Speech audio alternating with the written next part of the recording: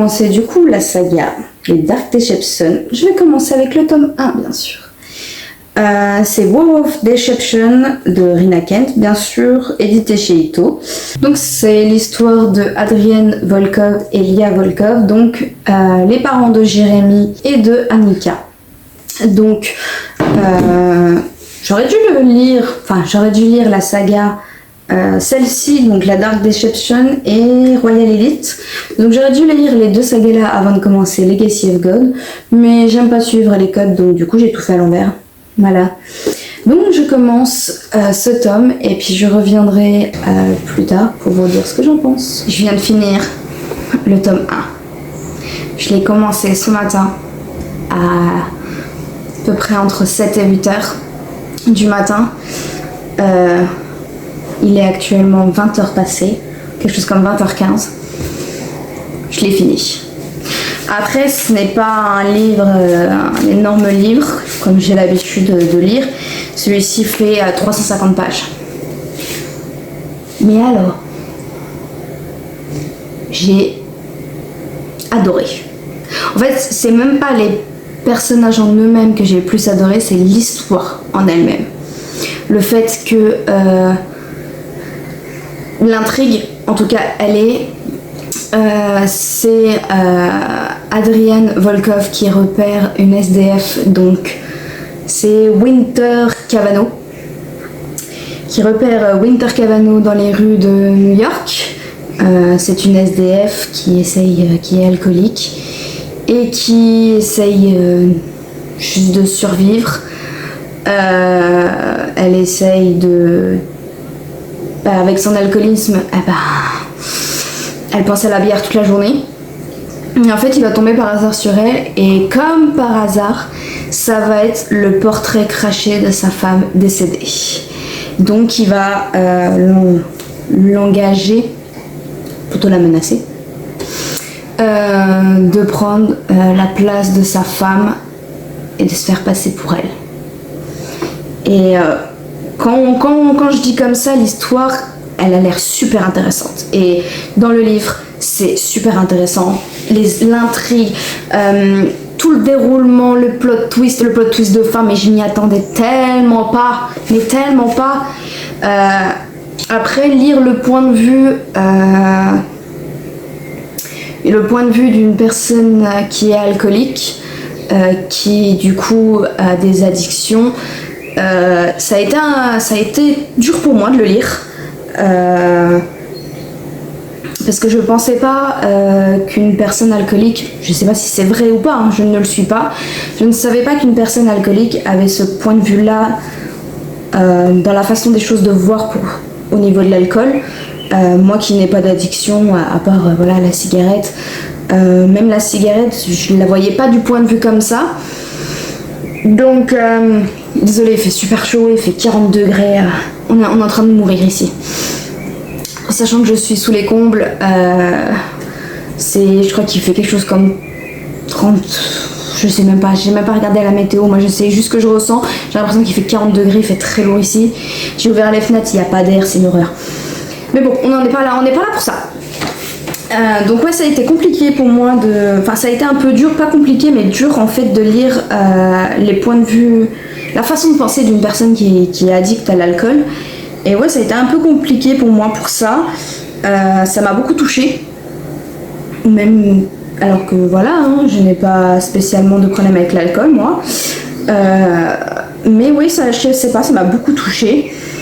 Mais oui, c'est pour l'instant ce tome 1. De toute façon, je l'ai commencé ce matin à 8h, je l'ai fini à 20h. Je l'ai pas lâché de la journée. J'aime beaucoup. Et j'ai hâte de commencer le tome 2 pour savoir la suite, parce que je ne peux pas vous spoiler la fin, mais le plot twist de fin, mais j'ai juste hâte de savoir la suite, donc il me le faut à tout prix. Donc on se retrouve plus tard pour le tome 2. Ça y est, j'ai en ma possession le tome 2 et le tome 3 de la saga Dark Deception. Donc on va continuer tout de suite avec le tome 2.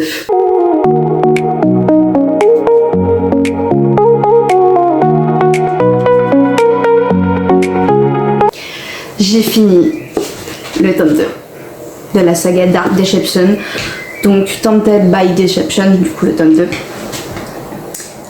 J'ai beaucoup plus aimé le tome 2 que le tome 1, parce qu'en fait le tome 2 explique la rencontre entre Lia et Adrian, donc ce qui s'est passé avant le tome 1, donc savoir comment, pas qu'ils sont tombés amoureux parce que Adrian ne dit pas ses sentiments dans le tome 2, donc comment ça s'est passé, comment ils en sont arrivés à se marier, comment ils se sont rencontrés, comme je l'ai dit, hein.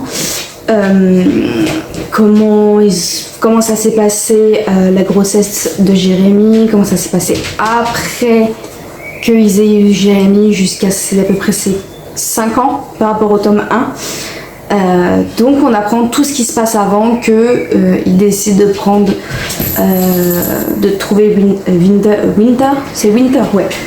Avant de trouver Winter dans la rue et de la faire passer pour sa femme décédée. Donc après, j'ai pas envie de spoiler, donc ceux qui ont lu le tome 1 comprennent ce que je veux dire. Ouais, j'ai beaucoup plus aimé le tome 2. Le tome 2, c'est là qu'on voit l'alchimie. Alors il y a une alchimie sexuelle entre eux, ça c'est clair. De l'amour, alors au niveau de Lia, on le voit et elle le dit elle-même qu'elle est amoureuse de lui, mais de lui de son côté, l'amour, on le voit pas énormément. On voit beaucoup qu'il prend soin d'elle physiquement, après les rapports ou pendant sa grossesse. Mais on ne voit pas l'aspect, enfin il ne dit pas clairement l'aspect amoureux, et donc c'est quelqu'un de très renfermé, Adrian.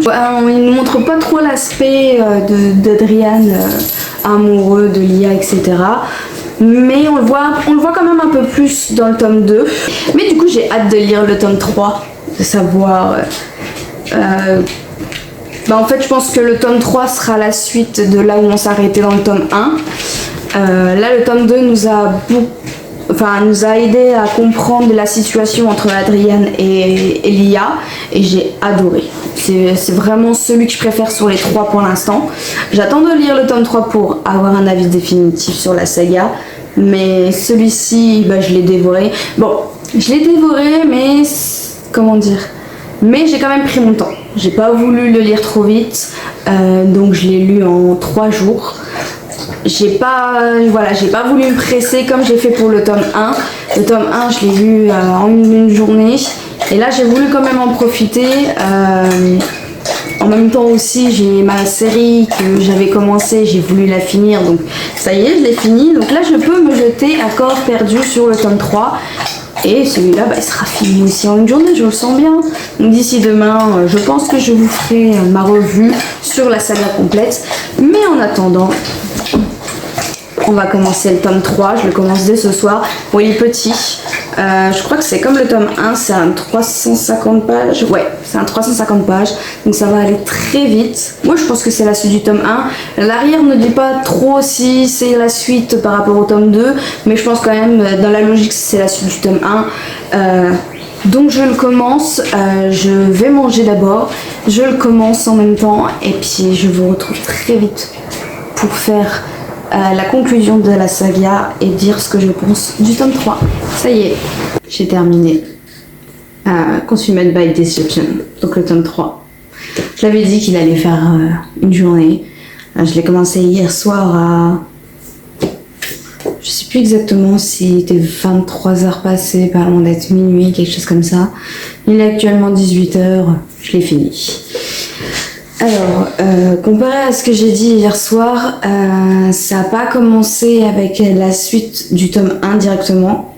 En fait, ça a un peu expliqué la suite du tome 2. Et quand on est arrivé au moment où il fallait repasser au tome 1, ça a été jusqu'à la fin, la suite du tome 1. Dans le tome là, ça a beaucoup été le rapprochement entre Adrian et Lia. Donc le fait que Adrian a enfin dit ses sentiments à Lia. Donc ça a été plus autour de leur couple que les 2 autres tomes.